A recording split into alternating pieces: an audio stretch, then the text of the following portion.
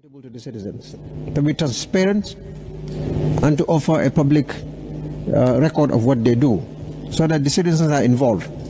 Because His Excellency the President believes in participatory democracy, that citizens of this country must be involved in the development process, and they are a veritable part of the consultative mechanism. In furtherance of that governance vision, the Minister of Interior will be holding a monthly public engagement activity of this nature. It could take another form so that we can account to the public of what we do. The public through the media will have the opportunity to question and interrogate our policies and our activities and our performances, because there is nothing that we are hiding and there is nothing to be hidden. Everything we do is for the public interest, and so everything that we can stand before the public should be something that can be justifiable and defensible. If I'm not able to answer your question directly, I'm very happy that I'm in a very good position. I have, as I call them, the policy barracudas right behind me. They will be able to answer your questions adequately if I'm not able to at any point. But I want you to understand that the landscape, governance landscape, has changed in this country. You, the citizens, you are the masters of this government. You are the masters of our sovereignty. And we, in public service, we, the ministers and public servants, we are your servants. We're here to serve the public. And because of this nature, this servant-master nature, you being the masters and we being the servants, that we must render account of what we do. And that you can ask the questions and put us to task, and we will answer the questions, because you are entitled to know what we public servants claim to do on your behalf. This is the governance trajectory we intend to institutionalize under the presidency of Adama Barrow. The ministry has a bold vision. Our obligation is to keep this country safe. Every Gambian and everybody who lives in this country, to keep you safe. But also to make it possible for those who are entering our country, for us to know who they are. In other words, and this is why you have the Director General of Immigration who is here, to expatiate on what our immigration policy is. At the same time, we have transformed our prison system. It is on the verge of being transformed. When I visited the prisons the very first or second week that I was appointed, we opened the doors of the prison for every Gambian, for the whole world to see what is there, what is wrong there. We did that deliberately because we will open the prisons again for the world to see what we have done about what was there, the evil that was practiced behind the closed doors. And we have a new prison chief who is here to assist us and to explain where I am not able to on the specifics. At the same time, many of you may not know, but the Gambia Fire Service really is on the map. In the region, in West Africa, we are setting the pace. The small Gambia. So we are doing tremendously many things that you need to know as well. So I'm here today to answer your questions and to be supported by my team if the specifics are not readily available in my fingertips. But we are here today to answer all the questions that you may have, particularly some of the questions that are online. Why are we here? Why did you move from Banjul, and why are you in the Combos? These are some of the trivial issues, but as trivial and sometimes annoying as they may be, the public has the right to know. And the other thing is, well, this was negotiated by the minister alone, together with a private developer, a private prosecutor. It's important to clear these things, because these are false, they are not true. Also, it is important to know, well, why is this happening at the immigration department? Why are we not seeing the fire trucks running around everywhere? You know, all these are some questions that you need to know. What is the Drug Law Enforcement Agency doing? These are things that the public need to understand. That we have signed a $48 million contract with a Senegalese company, and we needed that money to put in education and healthcare and other things. Why are we using this money? In reality, these things are all things that the public needs to know. But this and more, we are willing to answer today. So the line is open. For those who are in the diaspora, if you are online, you can send us the questions, we'll answer. And for those of you who are present here, the media, the show is yours.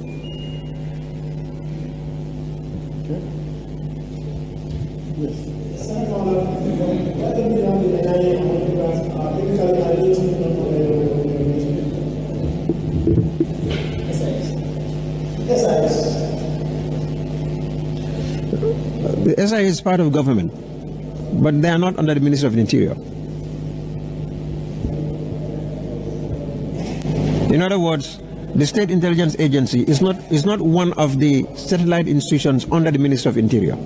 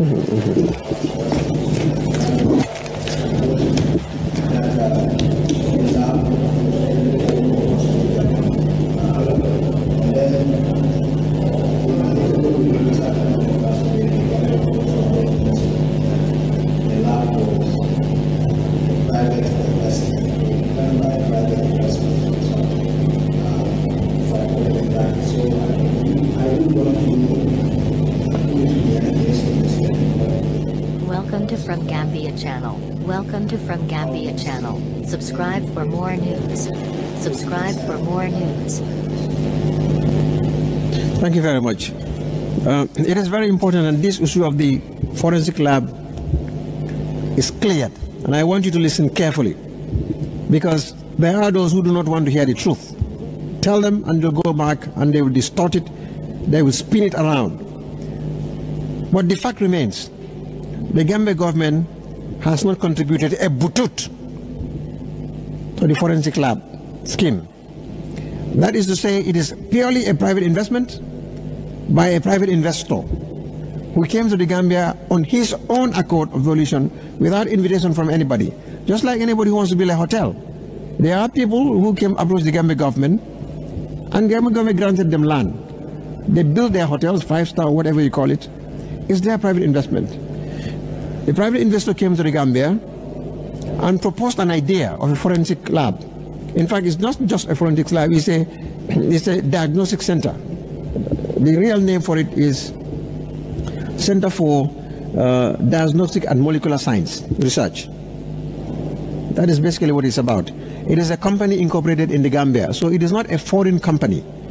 It is a company that is incorporated in the Gambia with shareholders, private shareholders who are identifiable.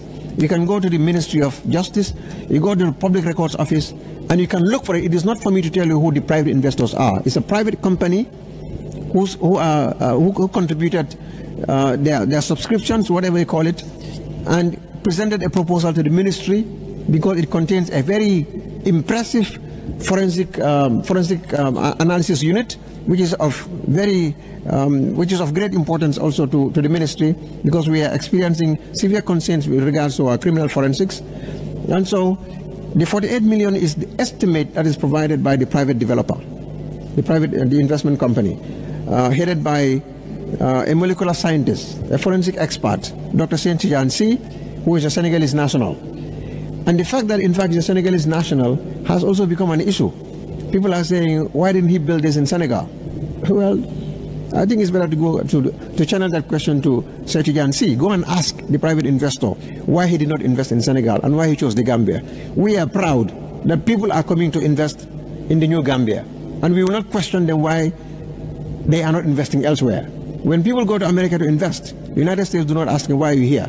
When people go to Dubai, you don't drive them away and say, why didn't you go to Bahrain or Saudi? Why did you come to Dubai? When people go to Senegal to invest, they don't ask them, why didn't you go to the Gambia? The Gambia is searching for genuine investors, and when we have them, we welcome them. So Dr. Saint-Tijan C and his partners who formed the company, the Center for Diagnostic and Molecular Research in the Gambia, they determined that they were going to do this. What is government offering? Land. The government is offering land, and I will go in detail. The purpose of establishing a forensic science center, I'm quoting directly from the document, is to support law enforcement and to establish a database that will assist in solving crime. It will also perform a wide range of tests for the molecular diagnosis and monitoring of pathologies such as infectious diseases, cancer, genetic and other type of diseases. This center was envisaged to be positioned in the Gambia, not to solve crime in the Gambia alone, but to service the whole of Africa and the rest of the world. It is going to be a center that will be used by other countries. So today, when we conduct DNA forensic on the bodies that we have exhumed, we send them to other countries. We hope that when this center is completed, other countries will be sending them to the Gambia, instead of sending them to France, to England, or elsewhere. So it is not specifically intended for the Gambian market. It is going to be based in the Gambia, operating out of the Gambia, to service a wider international clientele. And we are proud that it is stationed here. And so, what they are going to do is to construct a fully equipped DNA forensic lab on lands allocated to be allocated by the state. And they will implement all the technical aspects of the design of the facility, validate all the procedures, and implement a training program for the laboratory pathways as related to forensic DNA. They will provide the technical leaders throughout the project period. They will provide all the necessary advice and guidance to set up and maintain the DNA database. They will assist the development and adoption of all required standard operating procedures necessary to pass international standards for accreditation. They will develop a training program to train staff scientists in areas of DNA testing and interpretation. And the training program will be documented so that it can be used in ongoing training of future personnel. They will train members of the security forces to investigate and collect evidence from people and crime scenes. They will give access to the laboratory for casework. It will help establish a national DNA database for the state of the Gambia. And what is the Gambia government going to provide? One, allocate land, as I indicated. We will afford the center the status of an official training and research center for students and medical professionals. We will also allow researchers and professors employed by the state to use the center as a center of excellence to develop research programs. We will also sponsor the center in its relationship with international research institutes and organizations to develop research programs and to attract funds. We will exempt them from taxes for 5 years. We will designate at least 3 technicians with BSc in biological sciences for training to be employed in the center as part of its succession program. We will designate police agents throughout the state to be trained in crime scene investigation and samples collection, to implement legislation requiring standardized testing of foodborne pathogens in restaurants, hotels, and aeroplanes, cruise ships and vessels, and other places where food and beverages were created and served, testing for organisms in water, testing for airborne organisms, and for the use of national database in the Gambia. And we will also authorize them to transfer funds, under very transparent and clear investment rule circumstances. This is what the Gambia government is providing. So the Gambia is a training partner. We are a training partner, and we will also use the center for national services. And in all of these centers, the Gambia government will pay for the services. So we are a training partner in that the capacity of our law enforcement agents will be enhanced, and also will be given preferred opportunities as well in a country where it is being hosted. So it does not cost the taxpayer a butut. And to be very clear, it is not from our national budget. And also to be very clear, not a single butut from the budget of the Ministry of Interior will be used, and the Gambia is not going to be looking for funds for the center. It is a private investment. The Gambia government is a training partner. We are providing land, and we are happy to do that. Beyond that, not a single butut is coming out of the Gambia from any of our sources, whether domestic or international. Let us put that to rest. So it is not for us to decide whether it is 1 billion, how to use these funds. And it is not for us to choose for the investor where the investor wants to spend their own funds. They have their partners, and we are not interested in what to do with the monies. Thank you. Yes, plans to transform our presence, which is very welcoming. I am Ansumana Isonyasi from iAfrica TV. I would want to know how you're working on decongesting our presence, and when will the issuance of national documents like the biometric ID card and passports begin? Prison reform is key. Part of the prison reform system, the Permanent Secretary already indicated. Our approach to penal servitude is totally different We don't believe people should go to prison and be punished. The fact that you are in prison is enough punishment, because we know the prison conditions in Africa, particularly in the Gambia. Those days, a week in prison is like 6 months in terms of hardship. So the focus on developing the Gambian citizen is what is there. Every citizen can contribute to national development. So when a citizen falls foul of the law and the society expresses its greatest repugnance to this crime by putting the person in prison, we want that citizen to come out a better person. You go to prison a broken person, you go to prison a criminal. You come out of prison reformed, a responsible citizen willing to contribute to society. There are so many good citizens around the world who went to prison and came out and became great statesmen, scientists, philosophers, architects, lawyers, many people around the world. We also want to transform the Gambia prison system so that it can serve as a reformation center where character and integrity are rehabilitated and the individual can return to society a better person, to contribute to become a model citizen. And this is what the prison system is supposed to provide. So when you go back into the prison without a skill, you will come back out of prison with a skill, either as a carpenter, as a welder, or as a musician, as a dancer of some sort. So when you come out of prison, you'll be able to have a decent livelihood. When you are not able to complete your high school education or some sort, when you go to prison as a juvenile, you'll be able to become a basketball player, a professional footballer, you know, or you can become a computer expert, a technologist of some sort. The prison is supposed to build, it is not supposed to be a center where you can go and be more broken, so that when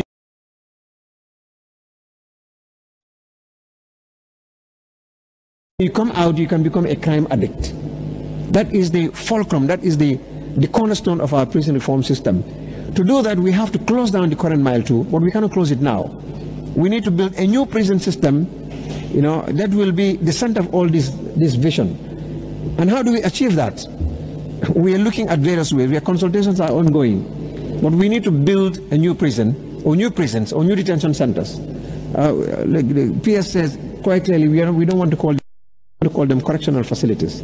We'll build new new correction centers.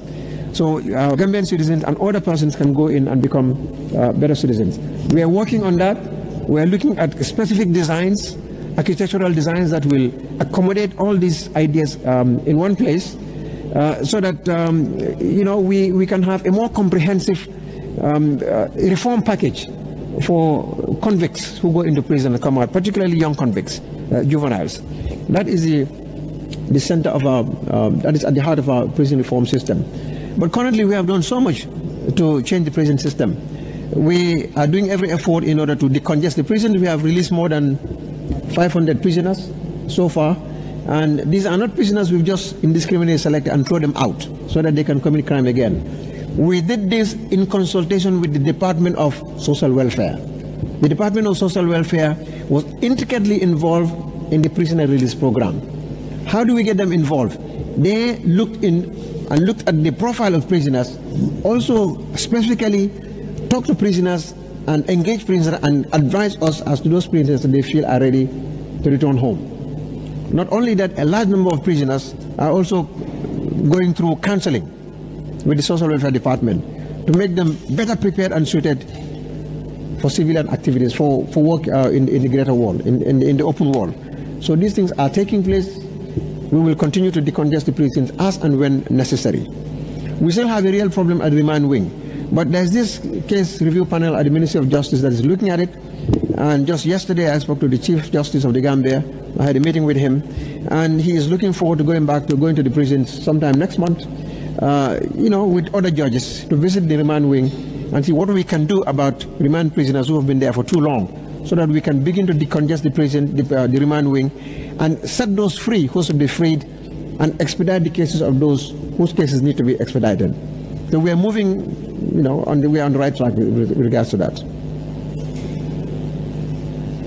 I forgot to say also, the diet in the prison has improved significantly, and the cases of sickness and illness have also been reduced because of the quality in the diet. Prisoners are also more exposed to recreation now. Their psychology is in a better shape. We have also painted parts of the prison. We are working with our international partners, also local NGOs like Prison Fellowship and so forth. We've had many international visits in the prisons. The United Nations was in, Amnesty International. Many NGOs, local and international, have visited the prisons. It is now open. We are not ashamed of what we are doing with the prison. We are very proud of the changes that are taking place with the prisons.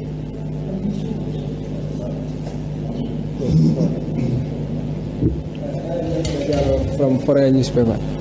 Yes. Let me call you back. I'll make a press conference. Okay. My question goes to the minister. You spoke about the ministry will be working on promoting the welfare of the country, especially on the fundamental human rights.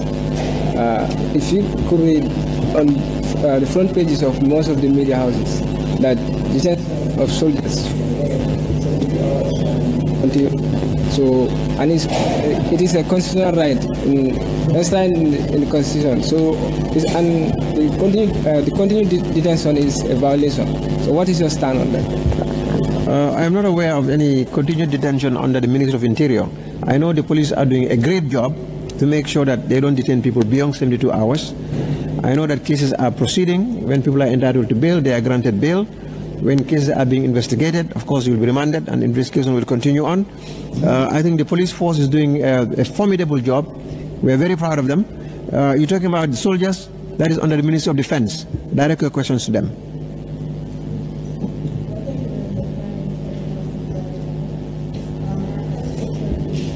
One for the issuing of the national identity card, and the second one is for the Drug Law Enforcement Agency. When are you guys going to start your operation? Since the attack that you guys went through at Macau, we have not been seeing you guys doing your work. I tell you, the Drug Law Enforcement is very active. You heard about them in Macau the last time because there were a number of unruly elements who tried to disrupt their activities on that particular night. Subscribe for there more was a news. scuffle between Subscribe for more agents news. and people who believe that the new Gambia authorizes them to smoke cannabis in the streets and sniff cocaine. That was that main big incident you are referring to. But that is not to say, if that is the only way by which no drug enforcement agents are doing their job, then we will never know. We are active in communities all around the country, and interceptions are taking place, seizures are taking place, and they are active on a daily basis, 24 hours, all across the country. What you don't see is what you saw in Bakau that day, that unruly behavior by misguided youth who the new Gambia means now I can stand in the street and then smoke cannabis and I can sell as well. That was the only incident. But they are working very hard, round the clock. The ID card, we are working on that. The matter is now in cabinet. Hopefully, the matter will be resolved very soon. Soon. Yes. News. My question is, what kind of security measures have you guys put in place for the amount of theft that's been happening in the country? For the amount of theft that's been happening in the country. So what security measures have you guys, or the police guys, put in place for it? I indicated here the police are doing a formidable job. The Gambia police force is working under severe challenges. With all these constraints, they are doing exceptionally well. You know, the PS had indicated that the reporting of crime is very high. You journalists, you will all report one murder that took place, a murder that will take place in Brikama will be reported 50 times because of the new democracy. That is not to say that 50 murders have been committed. So yes, theft is on, but the police are doing their best. What the public need to do is to report crime. When your mobile phone is stolen, don't go on social media and say, oh, I was mugged at London corner. My mobile phone is stolen. You know, you go to the police and report it right there, because you don't expect the police to come and meet you at your home and say, we heard that your mobile phone was stolen. What can we do about it? Gambians would develop the culture of going to police stations and police posts and report crime when it takes place, and not go around on social media now reporting about crimes that they perceive took place in their neighborhood and communities. The police are doing very well. They have increased their patrols, but I want to tell you there are serious challenges. Mobility is a question. You, Gambian people, you demand the police to do this job, provide the resources for them. Give them the necessary resources. Police it will be interesting for you to note that the Gambia government, what we have inherited, the police gets about 2.5 liters a day. I think about 2.5 liters a day of water of fuel per vehicle for them to do policing work. What can 2.5 liters of petrol or diesel do for police operational vehicles today? And yet you want them to be in every community. You want them to do the job for you. Do you know that there are regions in this country that have less than 3, some of them only 1 police pickup truck or 2 very bad police pickup trucks, and they have to police both north and south bank of the river, and we expect them to be in every community? Do you want them to perform miracle? I think we ought to be fair to the police officers. They are doing a formidable job, but the nation is failing them because we are not giving them the right resources. So it is up to you now, Gambians, to put pressure on your parliamentarians to make the right appropriation so that the police can have the necessary budget to protect you. They cannot protect you if they cannot patrol the streets. Do you want them to walk on their feet? We must not demand the impossible. I think we ought to be very grateful to the police force for what they are doing under extreme, challenging circumstances. You Gambians must team up together and create organizations to advocate for effective policing, but in addition to that, effective resources to the police force. Thank you. Yes.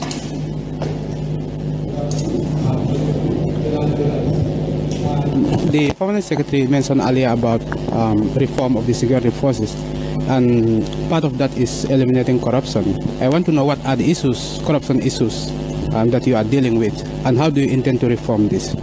Another question is what ordinary people are asking outside.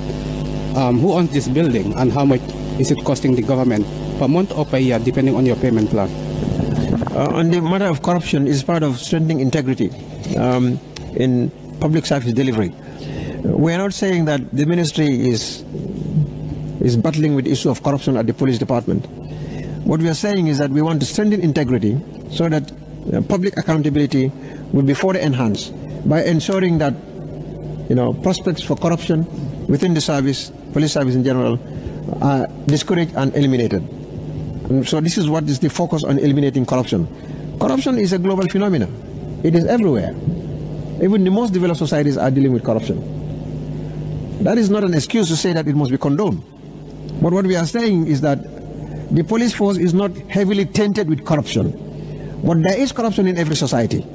What we intend to do is to provide a police force and a police service that is full of integrity.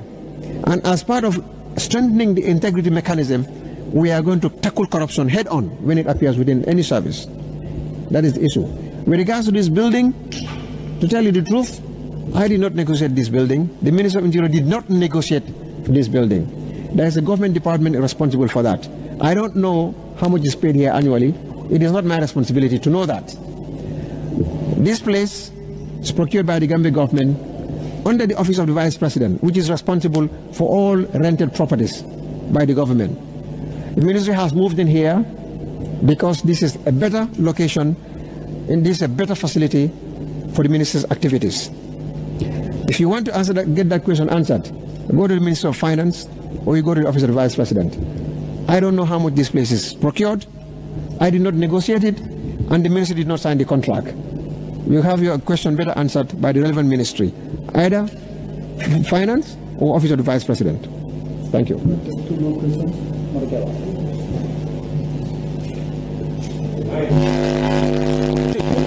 They will have to ask. Don't worry. Defense journalist. My name is Emil Toure. I don't need to introduce myself. And you are the president of the Gambia Press Association, Gambia Press Union. Okay. The first point I want to deploy home is the fact that I think the Interior Ministry has a role to demystify the misconceptions that we have increased crime rates. Because there is no scientific evidence whatsoever to suggest that we have increased crime rates. People sit on the radio stations and say, okay, somebody was, what is his name again, robbed at particular X junction or junction Y. I mean, giving the impression that because of Jamia departed the source of this country, he has resorted to a situation where people can do anything that they like. I don't think that's the case. So I think the Interior Ministry must be in a position to demystify this concept. Either they provide people scientific evidence to show that crime is on the increase, which, they must not allow these things to continue wafting in the air. Okay? The question I want to ask, which is a fundamental one, is the police has proffered criminal charges against certain individuals who are said to be responsible for the murder of Deda Haidara. What I want to know is, are there any efforts whatsoever to ensuring that those individuals are extradited to face justice? Thank you very much. I would invite the CMC to come here at this point. But I want you to understand that anybody who has committed a crime in this country, and we are aware of it, we are on their trail. There are people in different individuals, and we are working hard to bring them back. But this is a very important question, and I want the CMC to answer. Thank you very much, Honorable Minister. To answer your question, I think I need to be very clear here. I'm not aware of anybody charged before any court in relation to Deda Haidara's death, as far as records are concerned. All that I know is that there are investigations, and the results of which are yet to be put before any court of law. Thank you. Thank you.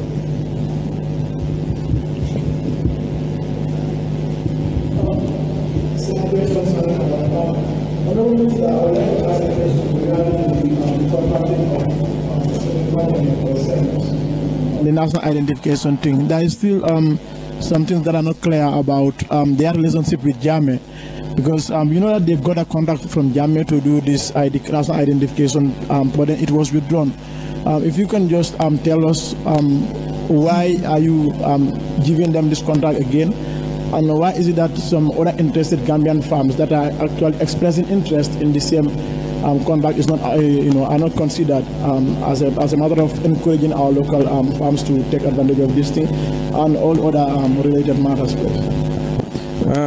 First, your question assumes that there are related there are Gambian companies that have expressed interest, and we are not giving them the opportunity. That is what is that part of your question?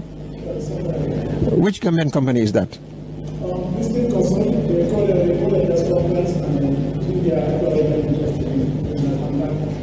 And they said that we have not given them the contract. But that's what you said. Your question says we are giving a contract to Semlex, and we are not giving to other Gambian interested companies who are that interested. Yes, you are making an assertion. It's not a question. Welcome to From Gambia channel. Welcome to From Gambia channel. Subscribe for more news. Subscribe for more news. I am not aware. I'm not aware.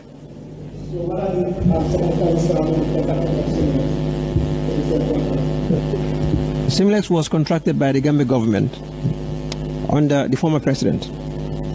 And having awarded them a contract, the records indicated that Simlex began the importation of technological equipment to implement the contract at the value of about 10 million United States dollars. As I speak to you, I'm aware that those equipment are still here in the country. And a contract was issued subsequent to two processes. A ministerial committee was set up to study the feasibility of the Semlex proposal before it could mature into a contract. And subsequent to a ministerial committee, a technical committee, an interministerial, another intersectoral committee was set up, a technical committee was set up also to look at the dynamics and the efficacy, the efficiency of the present proposal, the Semlex proposal. And there was a conclusion by both the ministerial task force that consisted the Deputy Secretary General at the time, Minister of Trade, Minister of Communication and Infrastructure, Minister of the Interior, and related institutions, ministers who formed the task force. Then a technical committee also that constituted orders which include the Immigration Department, the Permanent Secretary of Moichi, that is Minister of Communication Infrastructure, Finance Department, and others, all looked at it and advised government that it was a very good contract, both the technical committee of the professionals and the policy makers. And subsequent to that, the former government signed a contract. The Minister of Interior was directed by Cabinet at the time, to sign a contract with Semelex. The contract was signed and they began to implement the contract. They imported, as indicated, equipment worth about $10 million US. And while they were doing that, just before they would begin to position themselves to carry out the practicalities of the agreement, Yahya Jammeh wrote a letter, a presidential directive, cancelling the contract. You know, we are a responsible government, and I'm also a lawyer. You just cannot write a letter from the presidential letter, directing that a contract should stop without cause. So what the ministry did at the time, of the ministries, the officials of the ministry, the former government, they wrote to the Ministry of Justice at the time, seeking for advice, but also writing to the Office of the President at the time, informing them that before we could go ahead with this termination, we want to get legal opinion of the Ministry of Justice, because there are consequences when we violate this contract. There will be consequences on the government. So we want to advise first. They wrote a letter to the Ministry of Justice at the time. The Solicitor General, Safi Seka, Solicitor General at the time, replied on behalf of the Ministry of Justice. That was the position of the Ministry of Justice, the legal opinion, that you cannot do this because when you violate the contract before implementation, you know, when implementation already began, there are consequences. And a clause which states that if that happens, the Gambia government is obliged to pay up to $100 million United States dollars, up to 100 million. We don't have that amount of money. So that is to say that the Ministry of Justice, the official position of the government's legal advisor, state, do not do this. The president went ahead and do that. And when the president wrongfully did, the former president went ahead against the law, against the advice of the Minister of Justice, his own Ministry of Justice, then what happened was the other company that felt that the contract was violated wrote to the government that if remedies are not taking place, they will exercise their rights under the contract. Just as that transaction was ongoing, a political impasse came, a new government came into being. And they continued writing to me also as the minister to do that. Then when I received the letter again, that we need to look at it, otherwise they will exercise their rights under the contract. This is how the matter got to Cabinet. At that point we realized, in fact, the contract was wrongfully terminated because it was against the advice of the Ministry of Justice itself, that advised the president not to do so, yet a presidential directive went ahead. So there was always a contract as far as the Ministry of Justice was concerned, as far as the state was concerned. The contract was never was cancelled legally according to law. And so we don't want to go through another adjudication process when the government's legal department is telling us it was wrong to do so. What do we do? To renegotiate the terms of the agreement. That is what we are in the process of renegotiating the terms of the contract. That is to say, under the old contract, government was entitled to 30% and Semelex 70%. And we felt that was unfair. Government shares should be more. So these are some of the things we want to renegotiate with Semelex. But we have not issued any contracts. And I want to be very clear. The Ministry of Interior, under my leadership as minister, did not sign a single contract for any identification process. No contract. The only agreement that was signed was the forensic lab with a private investment firm, at which the Gambia government contributed 0 butut. We have not signed any agreement or any contract with any company on about anything whatsoever. I want this to be very clear.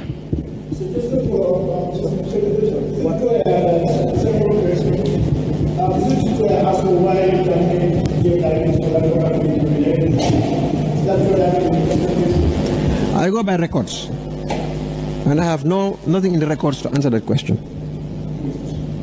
Okay.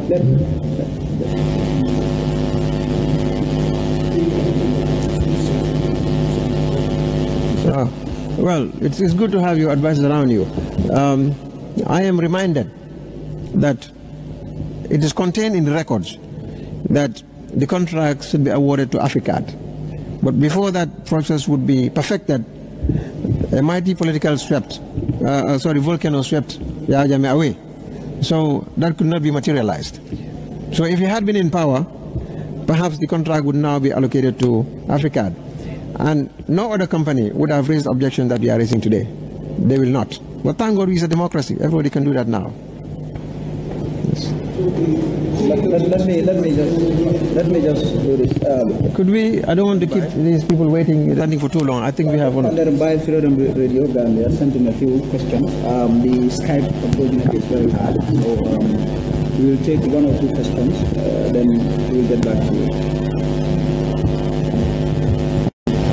The question is saying to shed light on the fact that whether I've ever received any bribery from Sumelex, from a lobby on behalf of a colleague in cabinet, to approve a passport or ID contract. I want to be very clear here.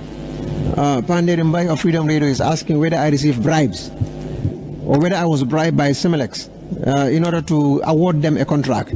First and foremost, there is no a contract to Sumelex. I did not award any contract. The contract, as I explained, is very clear, was awarded by the former president of Yahya Jammeh.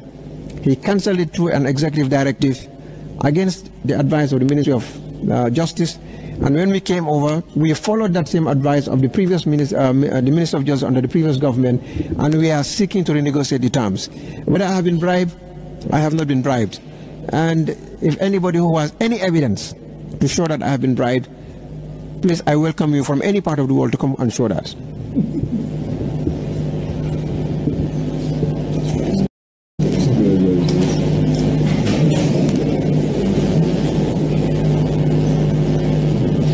The other question is whether I stand by my statement in Parliament that Pristin was not involved in biometric passport production. Yes, I stand by that. Pristin was never involved in biometric passport production of any nature. I stand by that statement.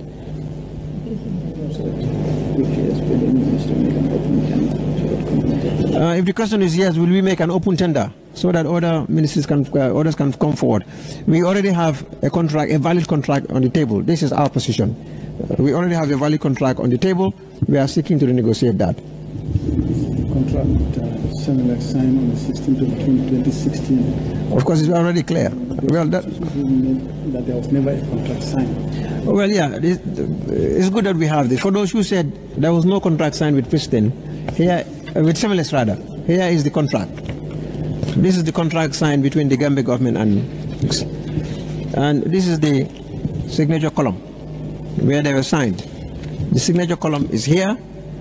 It was signed on the 16th of June 2016 by them and on behalf of the Gambia government also on the 16th on the same date. These are the terms on the contracts of Welcome to From Gambia channel. Welcome to From Gambia channel. Subscribe for more news. Subscribe for more news. Already. Thank you. Last question, please. Last question.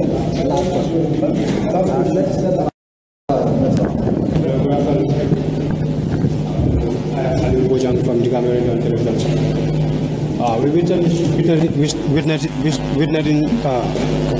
We are witnessing a lot of accidents on our highways. Okay, particularly these trucks standing on the highways. And just recently we got a family lost their life because of the truck standing on the highway. What is the Interior Minister doing to try to make sure that to stop this type of accidents on the highway? Accidents are costing a lot of death in the country, and the police department is active on that. As you can see, the traffic police, not only in our metropolitan areas, but also along our highways. If you're going all the way from here to Basi, you'll find traffic officers along the way. What is necessary is motorists must be very careful. People must obey traffic laws. If we obey traffic laws, we will minimize accident and we have greater value on life. What the ministry is doing is to strengthen the institutional capacity of the Gambia police force so that it will be able to enforce traffic rules and regulations effectively. But again, we have motorists, even at normal police checks, traffic checks, traffic checks. We do mount them occasionally, periodically. People will come around and they'll be deviating. There's a long line, patiently wait. But Gambians are sometimes very impatient. They will drive on the pavement and then try to bypass the traffic officers, and they go their way, you know.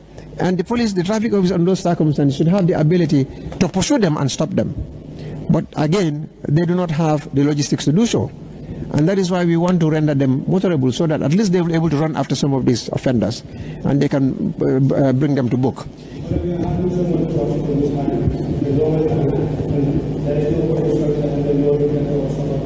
Then the car is coming at night, and then you just can't see them, and then you knock the car and you just go off. And there is no police officer. And perhaps the truck was there since the whole day. And what is the Interior Minister trying to do? Because we need to stop this type of acts again. Trucks standing on the highway at night, and then you know how dark all those areas around the provinces area. You see, you don't have to go to the highways to see that. There is a lot of contempt for traffic laws. The traffic police are working very hard. But you see, what people do, they have a vehicle that is defective on the road. Instead of pushing it off the road, they leave it tilted in the middle of the road. Don't go far into the highways. Just in the cities, in the towns, you will see people do that. They will leave their vehicles in the middle of the road, and they go about their business, leaving it there without any proper instructions, as you indicated. That is the negligence of the general public. You see, Gambians must come to terms with whether they want to respect traffic laws or not, or whether they want to respect traffic officers. These are some of the challenges that they face. So we are going to be enforcing our traffic rules and regulations. People have been railroaded before courts. Traffic officers have been taking people to court for violations or for traffic infractions, and the public continues to do that. But most importantly, there is a lot of contempt for traffic officers. They will stop you on the road and they come with full speed and pass them. So as a society, we must make up our mind. Do we want to respect the very laws that we promulgate as a nation, or do we want to continue to flout these laws? It is for us to make that decision as a country. You, me, and others. The police are on the road. They are on the beat.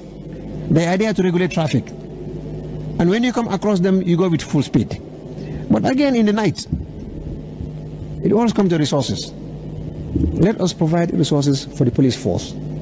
We will be everywhere you want us to be. You cannot leave a traffic officer between Kalaji and somewhere else, nowhere, no man's island, in the night. You expect him to be standing there. And then he's not even able to move. He's not able to eat.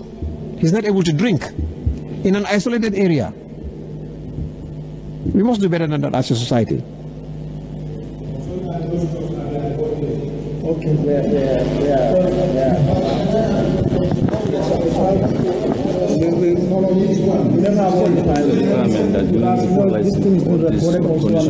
reflectors and things like that are met. Only that they do that. We will take only 2 questions. We'll take one question, one last question. Well, as a lady, you have no question to ask.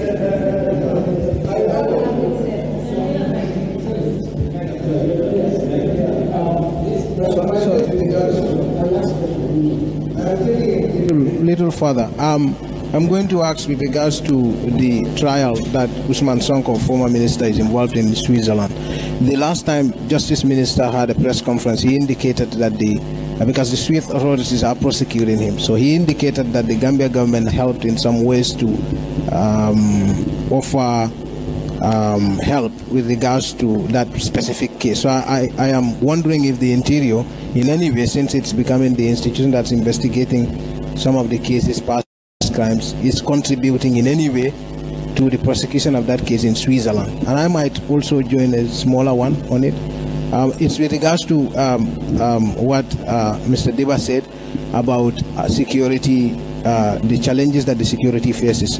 We understand that the police right now is in charge of VIP securities across the country, including the Office of the Presidency, jointly, of course, with the ECOMIC. And recently it's come to light that there are some security challenges. What is your question? I'm coming, just giving a background. Is the security facing a specific security threat Welcome to From Gambia channel. Welcome to From Gambia channel. Subscribe for more news. Subscribe for more news. Of Justice seems to be the position of the Gambia government. So you can continue to take that answer from the Minister of Justice. Of course, certainly any demand that is made of us with respect to the prosecution of Usman Sonko, any specific requests that would be directed to the Gambia government, to the Minister of Interior, the police will be very willing to support that. So the assistance that is provided in terms of the support mentioned by the Minister of Justice, we also stand by that. Now, with regards to any specific threat to this country, there is a threat to every country at all times, but